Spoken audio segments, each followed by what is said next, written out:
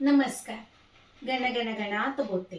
स्वादगाथा या माझ्या चॅनेलवर तुम्हा सर्वांचे मनापासून खूप खूप खूप स्वागत आहे. मी आज जी रेसिपी बनवणार आहे त्याचं साहित्य लिहून घ्या आणि कृती बघून घ्या.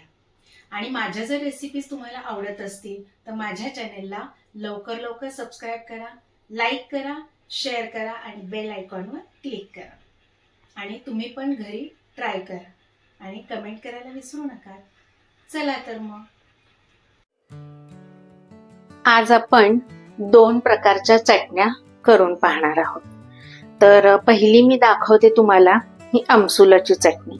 त्या आमसुलाच्या चटणीसाठी मी इथे 10 ते 12 आमसुलं 1 तासापूर्वी गरम पाण्यामध्ये भिजत घातली होती. आणि हा गूळ घेतला आहे. तर हा गूळ त्याला चव येईल एवढा घ्यायचा आहे. तुम्हाला जर जास्त गोड आवडत असेल तर तुम्ही जास्त घेऊ शकता. साधारण कसं आहे, जेवढी आमसूल आहे तुमची तेवढाच गूळ घ्यावा. इथे पाव चमचा जिरा पावडर घेतली आहे, अर्धा चमचा बेडगी मिरची पावडर आहे आणि इथे हे मीठ 2 घेतले आहेत. मी इथे काळं मीठ पाव चमचा आणि पाव चमचा साधं मीठ आहे. तर मीठ हे तुम्ही तुमच्या चवीनुसार घालू शकताय. आणि आपल्याला थोडीशी पाव चमचा वेलची पावडर एक टाकायची आहे. चला तर आपण आता ही चटणी करायला सुरुवात करूया. आणि दुसरी चटणी कोणती करणार आहे ते पाहण्यासाठी माझा व्हिडिओ स्किप न करता पूर्ण पहा. चला तर मग आता ही आमसूल आहेत, ही सगळी याच्यामध्ये घ्यायची आहेत. भिजवलेली आमसूल, यालाच कोकम असंही म्हणतात. पित्तनाशक आहे, एकदम छान आहे ही चटणी. तुमच्या जेवणाच्या ताटामध्ये स्वाद वाढवणारी ही चटणी तुम्ही पण नक्की करून पहा. हे पहा, ही मी सगळी आमसुलं घेतली आहे त्याच्यामध्ये.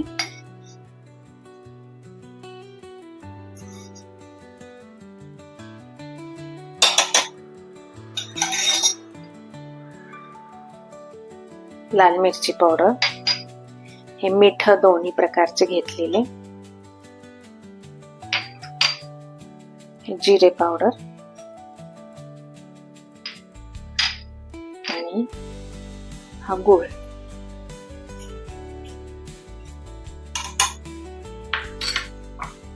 आणि मी म्हटलं त्याप्रमाणे वेलची पावडरही घ्यायची आहे.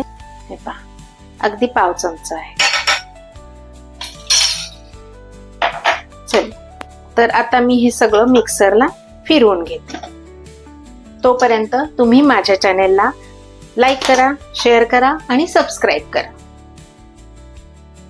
आता हे कोकम भिजवलेलं पाणी आहे, हे सुद्धा टाकून द्यायचं नाही. हे आपल्याला ती चटणी ड्राय फिरत नाहीये, मिक्सरमध्ये थोडीशी राहते. तर हे पाणी आपण 2-2 चमचे मी ऍड करून त्याच्यात टाकून घेते. हे पहा, आता इथे माझी ही चटणी वाटून झाली आहे, मिक्सरवर फिरवून घेतली आहे. हे पहा, अशी सुंदर चटणी झाली आहे. आता ही आपण एका बोलमध्ये काढून घेऊया.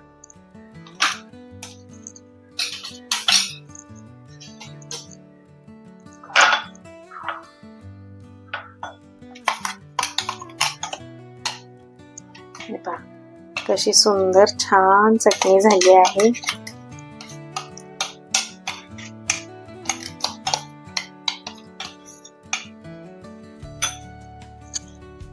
चला तर माझी ही चटणी वाटून झालेली आहे मिक्सरवरनं.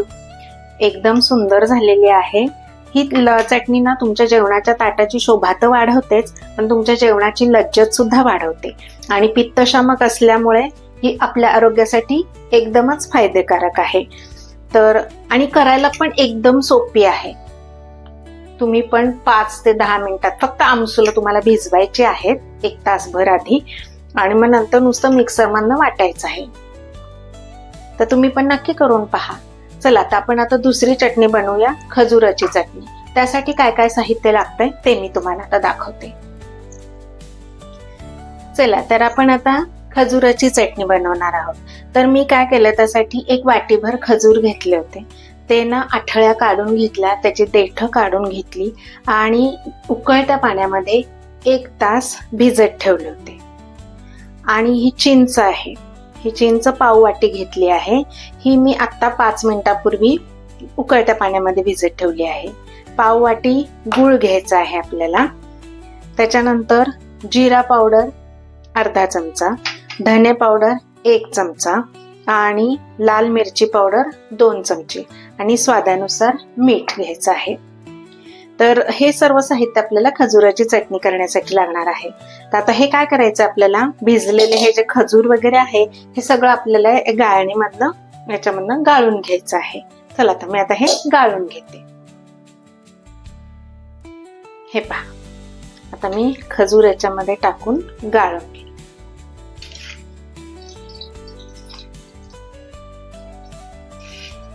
असा मऊ झालेला आहे खजूर सगळा. हे पाणी टाकून द्यायचं नाहीये, आपल्याला नंतर चटणी शिजण्याकरता लागणार आहे. किंवा तुम्हाला याची जर कन्सिस्टन्सी पातळ ठेवायची असेल तर ते पाणी तुम्ही वापरू शकता. चला तर मी आता हे सगळं गाळून घेते. तर हे पहा, माझा इथे खजूर असा गाळून झालेला आहे. जर तुमचा खजूर कडक राहिला असेल ना, कडक असेल तर तुम्ही तो उकळत्या पाण्यात 2 तास भिजत ठेवा, म्हणजे चांगला मऊसूत होईल असा. आणि मऊसूत झाला की आपल्याला हा असा चाळणीतनं गाळून घेता येईल. हे पहा, असा गाळून झालेला आहे. आता मी याच्यामध्ये चिंच गाळून घेते. हे पहा, हे चिंच सुद्धा मी गरम पाण्यात भिजत घातली होती. ही छान मऊसूत झाली आहे.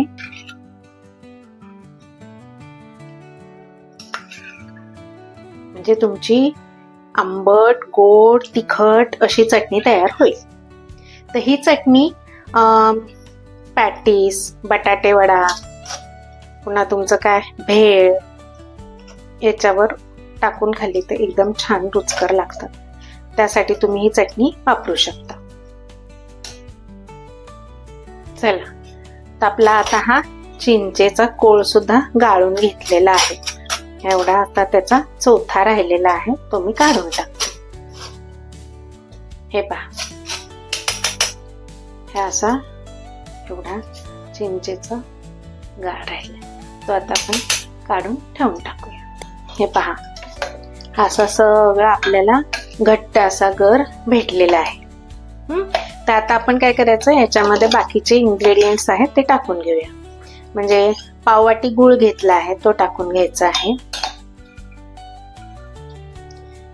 त्याच्यानंतर ही जिरा पावडर,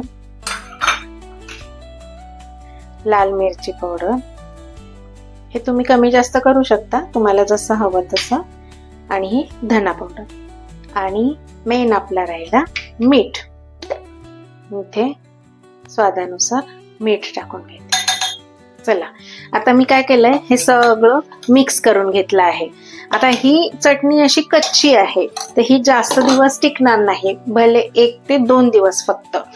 आणि ही आपल्याला पाहिजे तेव्हा आपण याच्यामध्ये पाणी घालून पातळ करून घेऊ शकतो, जशी कन्सिस्टन्सी हवी तशी घेऊ शकतो. तर मी आता ही जास्त दिवस टिकण्यासाठी म्हणून काय करते, ही मी गॅसवर ठेवते आणि ही चांगली शिजवून घेते. आणि शिजताना काय होईल, मी याच्यामध्ये जो गूळ टाकलेला आहे तो गूळ सुद्धा छान विरघळून जाईल. चला, तर मी ही शिजवून घेते.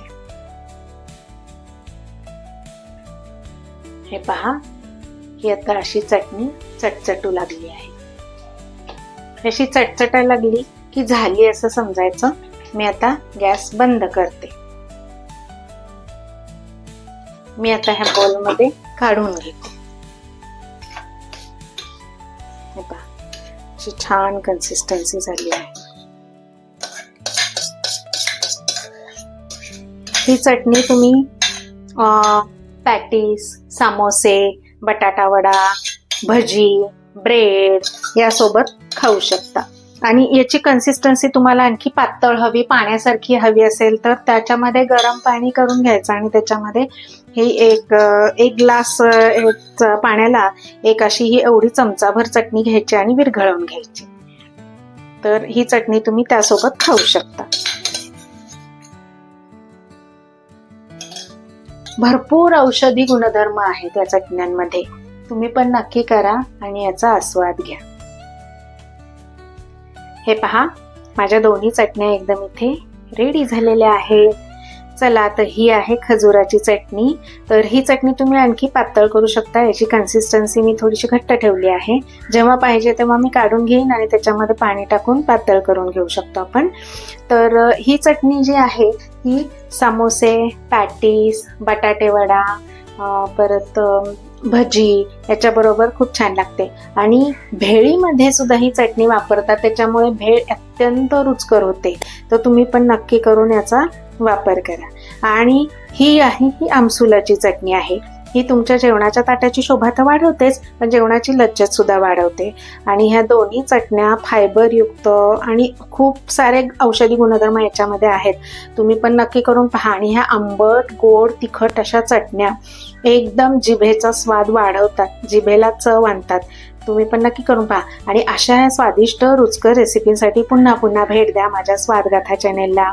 माझी रेसिपी तुम्हाला आवडली असेल तर तुम्ही पण नक्की करून पहा आणि माझ्या चॅनेलला सबस्क्राईब करा, लाईक करा, शेअर करा आणि शेजारी बेल आयकॉनवर क्लिक करा, म्हणजे इथून पुढच्या सर्व रेसिपींचे नोटिफिकेशन्स तुम्हाला मिळत राहतील.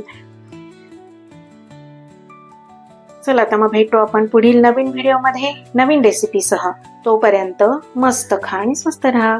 माझा व्हिडिओ पूर्ण पाहिल्याबद्दल खूप खूप खूप धन्यवाद. बाय.